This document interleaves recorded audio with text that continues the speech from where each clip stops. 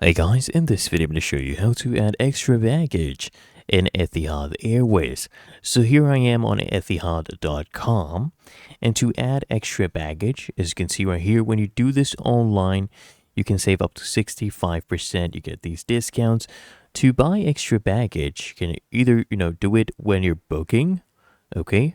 Or online. So you do this on etihad.com/manage. You can come here when you're on the website, tap on manage right here, click on extra baggage.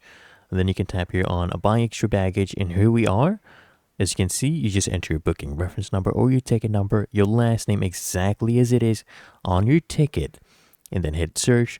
And then you can customize your journey. For example, go ahead and add extra baggage, right? Or you can even call them by getting in touch with them. So you can come here, click on contact us, and contact them through their contacts that they have available right here. Otherwise, it's really that easy. You can do online chat, you can call them as well, even WhatsApp. So if you found this video helpful, make sure you smash the like button and subscribe to frequently asked questions.